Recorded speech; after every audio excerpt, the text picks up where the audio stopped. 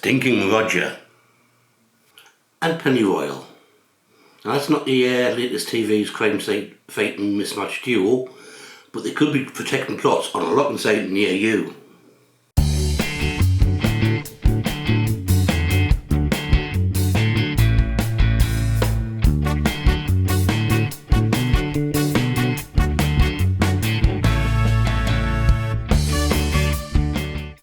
These are actually two plants that could be very beneficial if you're gardening.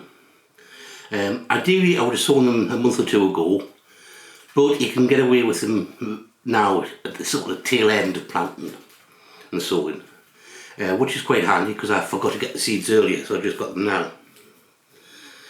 Okay, let's start with the Pennyroyal. Pennyroyal is a low-lying mint. It has another name called pudding grass, and that comes from, well, its historic use, where it used to be flavouring, main flavouring for puddings, not your desserts and your ice creams and stuff, but these are meat puddings, you know. You got big stodgy suet pastry and large chunks of meat and gravy and stuff. But I don't use it for cooking, and I probably wouldn't recommend it for that. You see, it's got a little bit of a checkered past. As well as being a culinary herb, around the same time it was being used to bring on menses with other herbs such as rue and tansy. Now if you don't know what bring on the menses mean, it means to bring on a period or to induce an abortion. So it does have that dark side. But it still has some uses. It's an insectifuge. Now insectifuge is something that scares away, it doesn't necessarily kill, but scares away insects. It used to be used on dogs and flea collars to drive away the fleas, but it's not used. That used to use the concentrated oil, and it's been shown that the concentrated oil can be toxic, especially to cats and dogs, and even to people. So I wouldn't recommend using the oil at all. I'd stick to the plant. The plant's able to drive off a little bit of horrible beasties. You know, biting insects, you've got your fleas, you've got your midges, mosquitoes, they don't like it. And when I've planted it around, I found that it also works quite well against flea beetles. So if it's near your brassicas, it'll be great for them. So I've had it on walkways, and every time I walk by, I brush it, and it's got that wonderful minty smell, you know, which gave me a perk, but also help protect the plants. It can take a little bit of light traffic, so you could have it in low usage walk areas as an aromatic lawn or an aromatic path, or pop it near your ponds or your standing water to try and deter midges and mosquitoes. You could take the leaves from it and soak them or boil them and make a spray which can give you respite from midges, and you can use it around your plants to give them respite from, you know, other pests. Now I have wondered if its use as an abortive could be effective against aphids. Now aphids, as you probably know, are born pregnant, but I've never seen any research papers done or scientific studies done about that. So if you happen to be a research student looking for a subject in a related area, please feel free to take that for your thesis and just drop us in a copy of the executive summary. I'd love to read it. Being a mint, you might think Pennyroyal would therefore be invasive and take over the garden. I found that it doesn't spread like that. It needs a lot of moisture. So if you've got really wet soil, it will thrive. But if the soil gets drier, you need to keep on top and water in it. And old men get dried out in hot summers. So it can actually be something that you've got to work at keeping. But if you've got a waterlogged area of the plot, you know, nothing else will really like growing there, stick some of this in. You know, it gives you something to use around the plot to help discourage pests.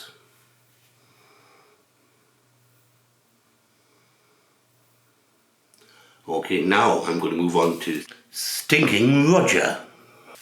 Now, this is I think it's pronounced Tejeets or Taketes or whatever. I'll go with Tejeets for now. If I'm wrong, let us know. Tejeet minuta or minuta. Now, it's known by a few other names, and my favourite name is Stinking Roger. But the names also include things like Mexican Marigold, Mustard John Henry, Wakate, and Peruvian Black Mint. And I also expect that if you're in Peru, you just call it black mint. It comes from the Andes, which is why the Peruvian bit gets there, and it's used a lot in Peruvian cookery. Now the name Tejeets suggests it's a marigold, which it is, but the part of the name that says minuta doesn't suggest that it gets about 6 to 8 foot tall, which it does. 8 foot tall and it's flowering, it can do. The minuta bit refers to the flowers, which are really little white dots that cover it later on in the year. It does have culinary usage, as I mentioned. I thought it had a citrusy flavour, but it's been a while since I've grown it. I might have got that wrong. Others have said things like apples, mint and tarragon. But there's a couple of other uses. First of all, it is a bushy plant. You know, it can get quite tall, quite bushy, but it's an open bush. It has palmate leaves. No, it doesn't. It doesn't have palmate leaves. It has pinnate leaves. Now, pinnate leaves mean there's a central stem and leaves come out either side. But the thing is, a large bushy plant with slightly spiky leaves, they can look palmate from a distance.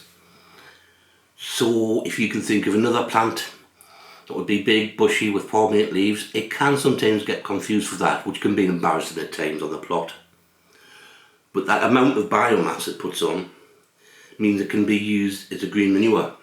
You know, if you want to fix the season, get more organic matter, it'd be great for that. But the thing that really made its name is its root excretions. Out of its root, it gives several different chemicals out of the root, and one of those substances tackles things like ground elder, it tackles bindweed, and I've even heard couchgrass mentioned, although I haven't seen that mentioned too often. Now, I don't know how it tells weeds from crops, so it might be that it could affect some crops, you know, depending on the root structures or things like that. But it's worth trying. I've not seen a study for that, so again, students, you know, if there's another student there, you could do the effects of Tejeets minuta root secretion on various field crops for commercial growing.